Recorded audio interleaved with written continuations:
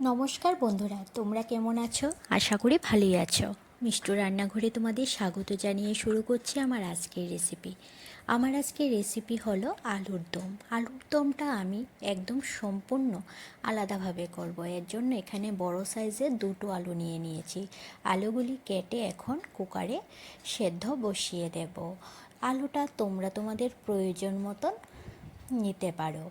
এখানে আমার দুটো আলু নিলেই হয়ে যাবে, এই জন্য আমি এখানে বড় সাইজের দুটো আলু কেটে তারপর কুকারের মধ্যে দিয়ে দিয়েছি। দেওয়ার পর দিয়ে দিলাম সামান্য জল দেওয়ার পর এখন আমি কুকারের ঢাকনাটা লাগিয়ে এখন দুটো সিটি দিলে আমার আলুগুলি সেদ্ধ হয়ে যাবে। আলুগুলি আমার সেদ্ধ হয়ে এসেছে। এখন আমি আলুটা নামিয়ে নেব। আমি এই রেসিপিটি কিভাবে করছি তা দেখার জন্য তোমরা পুরো ভিডিওটা দেখতে থাকো। আশা করি তোমাদের কাছে ভালো লাগবে। আলুগুলি সেদ্ধ হয়ে যাওয়ার পর সবগুলি আলু আমি প্লেটে নিয়ে নিয়েছি। আলুগুলি সামান্য ঠান্ডা হয়ে যাওয়ার পর তারপর আমি আলুর খোসাগুলি ছাড়িয়ে নিচ্ছি। আলুর খোসাগুলি ছাড়িয়ে নেওয়ার পর এখন আমি এই আলুর টুকরোগুলিকে কেটে নেব। এখানে আমি আলুর টুকরোগুলি ছোট ছোট টুকরো করে কেটে নেব। এই আলুর দমের রেসিপিটা করার জন্য এখানে সেদ্ধ আলুটা নিলে আলুর দমটা খুব ভালো হয়। এর জন্য আমি আলুগুলি সেদ্ধ করে তারপর ছোট ছোট টুকরো করে কেটে নিয়েছি। সবগুলি আলু কেটে নেওয়ার পর তারপর আমি রান্নাটা তোমাদের সঙ্গে শেয়ার করব। সবগুলি আলু কেটে নেওয়ার হয়ে গেছে। এদিকে আমি আলুর দমের মধ্যে ডালের বড়া দেব। এর জন্য এখানে আমি মুসুরি ডাল ভিজিয়ে রেখেছি আগে থেকে। মুসুরি ডালগুলি এখন আমি মিক্সিং জারের বাটিতে দিয়ে একটা মিহি পেস্ট তৈরি করে নেব। এখানে তোমরা মুসুরি ডালের পরিবর্তে অন্য ডালও দিতে পারো। এখানে আমার মুসুরি ডালগুলি মিক্সিং জারের বাটিতে দেয়া হয়ে গেছে। এখন এর মধ্যে দিয়ে দেব 3টে কাঁচা লঙ্কা। ঝালটা তোমরা তোমাদের পছন্দ মতন কম বেশি দিতে পারো। তারপর দিয়ে দেব এখানে পেঁয়াজ কুচি। লঙ্কার পেঁয়াজ কুচি দেওয়ার পর এখন আমি ডালটা পেস্ট করে নেব।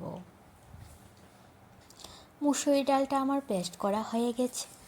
এখন আমি এই ডালটা বাটিতে নিয়ে নিচ্ছি। এই ডাল বাটাটা বাটিতে নেওয়ার পর এখন আমি এর মধ্যে দিয়ে দেব পরিমাণ মতন হলুদ আর পরিমাণ মতন নুন।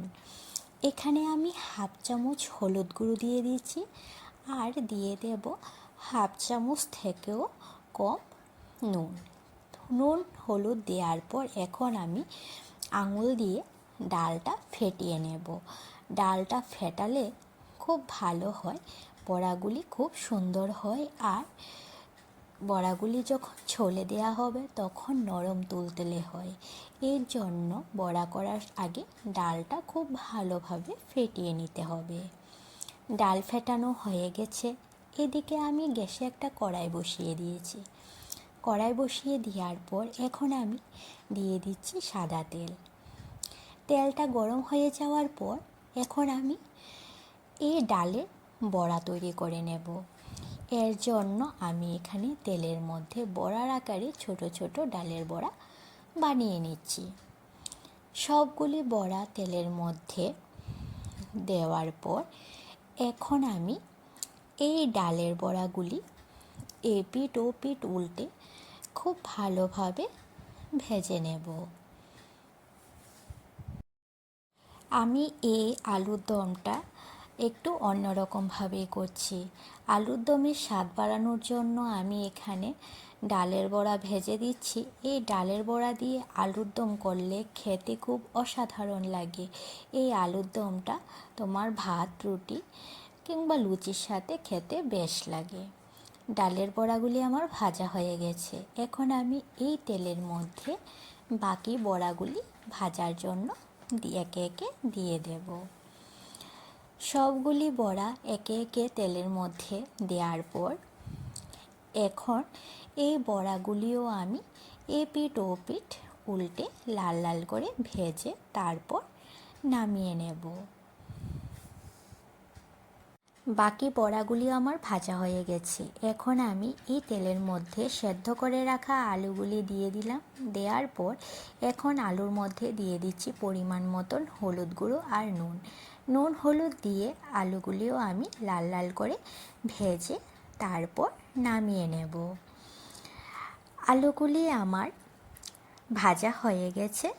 এখন আমি আলুগুলি প্লেটে নামিয়ে নেব।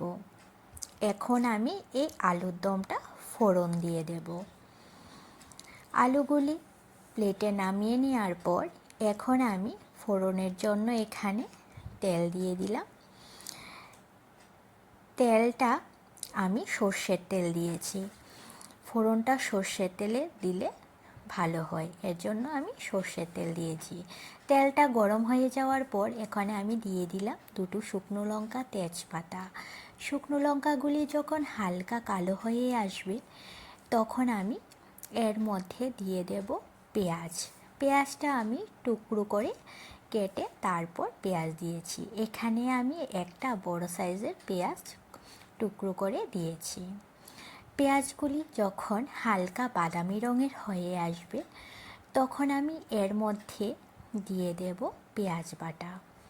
পেঁয়াজগুলি আমার ভাজা হয়ে গেছে। এখন আমি এর মধ্যে দিয়ে দিচ্ছি পেঁয়াজ বাটা।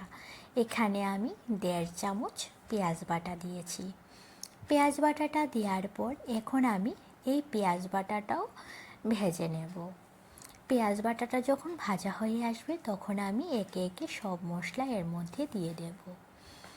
পেঁয়াজ বাটাটা ভাজা হয়ে গেছে। এখন আমি এর মধ্যে দিয়ে দিচ্ছি 1 চামচ জিরে আর ধনে বাটা। এখানে আমি জিরে আর ধনে বাটা একসাথে দিয়ে দিয়েছি। দিয়ে দিলাম 1 চামচ আদা বাটা। আদা বাটা দেওয়ার পর এখানে আমি 1/2 চামচ রসুন বাটা দিয়ে দিলাম। তারপর ঝালের জন্য এখানে আমি দিয়ে দিচ্ছি কাঁচা লঙ্কা বাটা। এখানে আমি 1 চামচ কাঁচা লঙ্কা বাটা দিয়ে দিলাম আর কালারের জন্য দিয়ে দিলাম 1 চামচ কাশ্মীরি লঙ্কার গুঁড়ো। ঝালটা তোমাদের পছন্দ মতন কম বেশি দিতে পারো। এখন আমি মশলাটা খুব ভালোভাবে কষিয়ে নিচ্ছি।